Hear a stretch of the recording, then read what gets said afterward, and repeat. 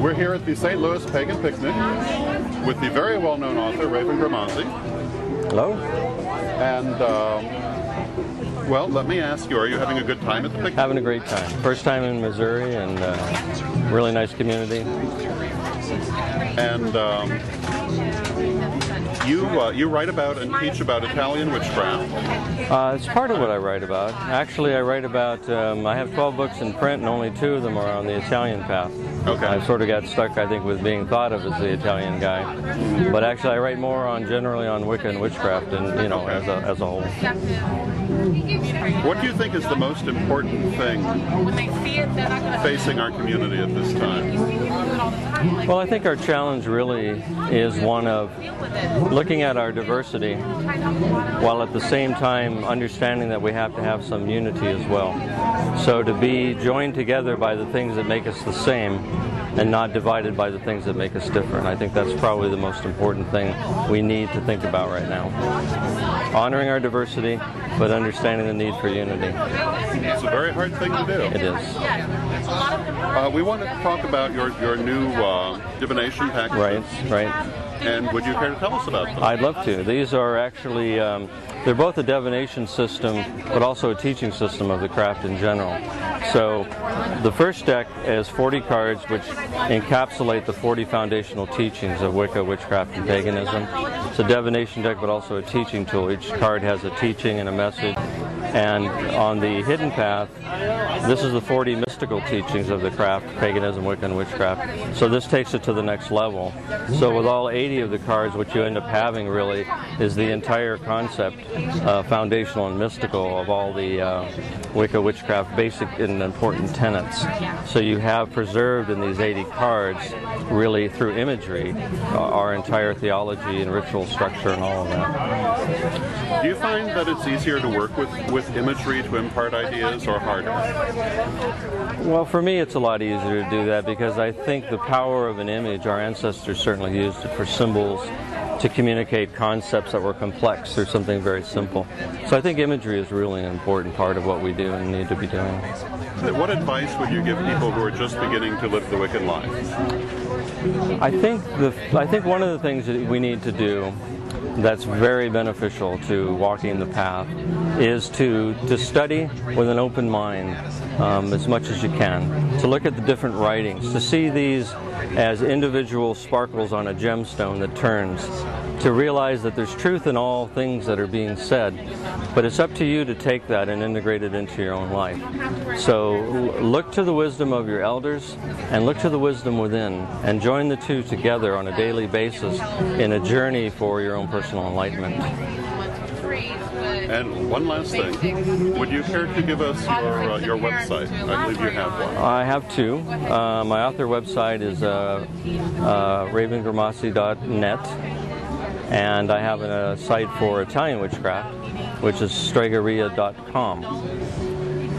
Is there anything else you'd like to say to our viewers? Well, I just hope that you all will look to the idea of looking at your diversity and honoring that, honoring what is unique about your own tribal experiences, but understanding that the need for unity is really important. When we look at messages of the past, the Romans were able to conquer the nations that they conquered because they were able to keep the tribes divided, and so they could never unite in mass against the Romans. The American army used the same techniques against the American Indians. Keep the tribes hating each other, keep them fighting with each other so they can't unite. So I think as we look now, especially in a very conservative time, I think we need to know that we can honor our diversity but still stand together as a people united in our commonalities. Thank you very much. Thank you. My name is Charlene, and I'm co-chair of the St. Louis Pagan Picnic. We're getting towards the end of the event. Yes. How did it go this weekend? It was fabulous. We couldn't have asked for better weather. We had over 60 vendors. Our workshops rocked. We had lots of authors, including Raven Grimassi and Stephanie Taylor. Ellen Dugan was here, River and Joyce Higginbotham, Elizabeth Barrett with Pangea. We just had a ball this weekend. And now this is the 15th annual? Yes, it's the 15th year of this event, and it started from being a very small picnic into almost a free 2-day festival.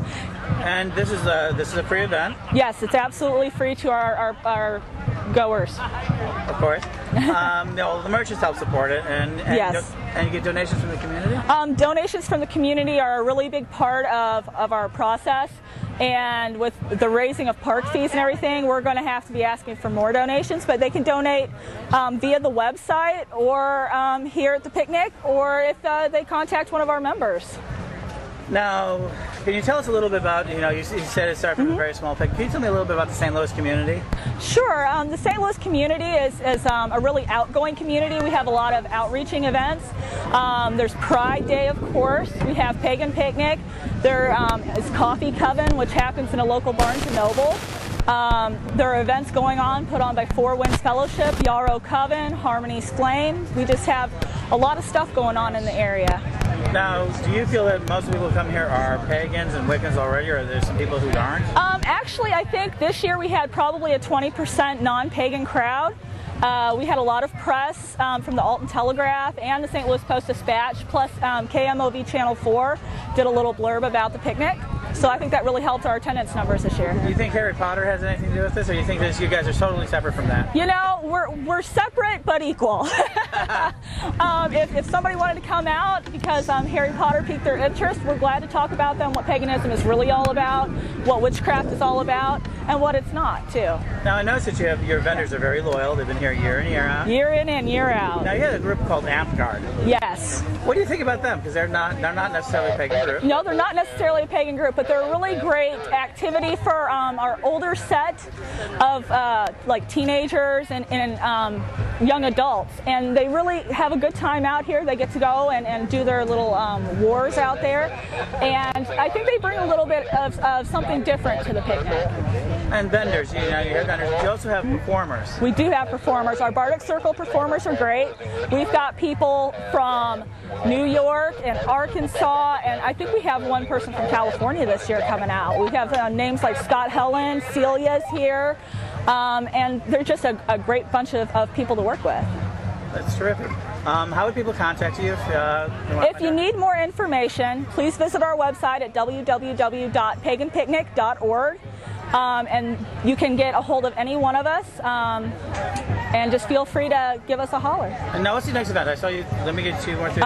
Sure. You have a Halloween ball coming? Yes, the Witches Ball. It's our second year of doing the Witches Ball. It's a great event. You get dinner, dancing, and we have a silent auction that helps benefit Pagan Picnic at the event. Tickets are $30 per person or $55 per couple. And then when's the next Pagan Picnic? Next Pagan Picnic is June 7th and 8th of 2008. Thank you. You're welcome. Join us for Pleasant Ritual! We're always sorry to see the St. Louis Pagan Picnic end, but we had a wonderful time this weekend, and we hope that you have enjoyed joining us for these videos of our experiences. But wait, our weekend didn't end here.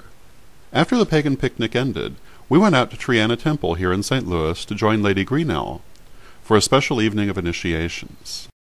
I'm Don Lewis, and I'm here at the Temple of Trianna in St. Louis. I'm in town for the Pagan Picnic, which is held every year, hosted by Yarrow Coven. And we're having a number of initiations tonight, and I'd like to introduce you to some of the various people. And I'm here with Reverend Ani from Crystalline Star Temple in Cincinnati. And you're having your 3rd degree tonight. Yes. And how are you feeling? Nervous. How long ago did you have your 2nd degree?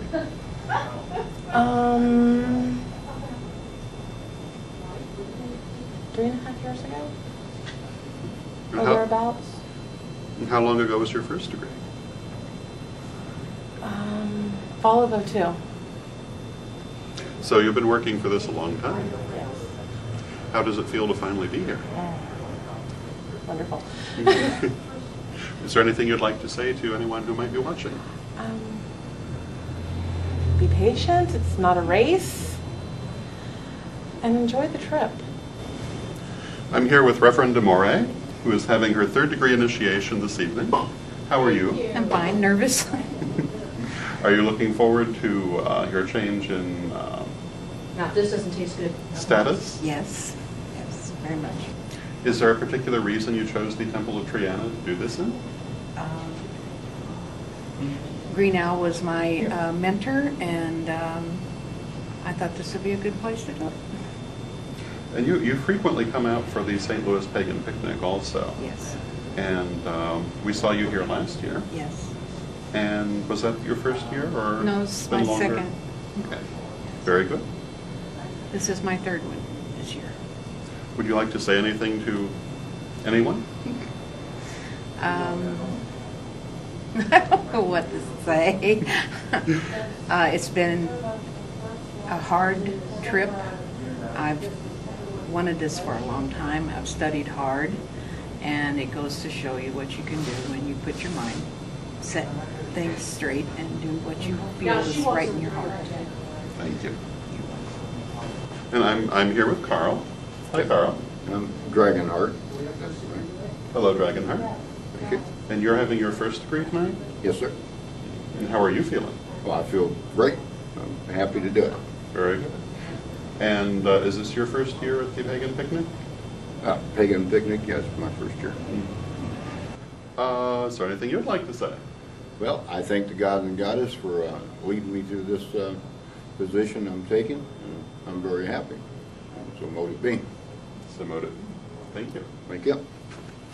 Lady Green Owl gave final words of instruction to the initiates, and then they were set to meditate, and we prepared the temple.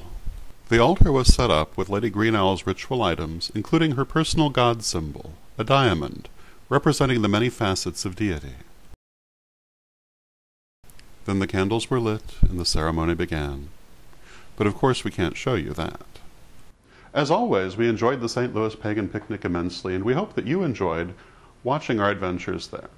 We also want to give our thanks to Lady Green Owl for having us at Trianna Temple, and I would like to thank Lady Ani and Lady Desmarais for having me preside over their third-degree initiations. We hope that you enjoyed this episode, and we'll be back again soon with another episode. May you blessed be.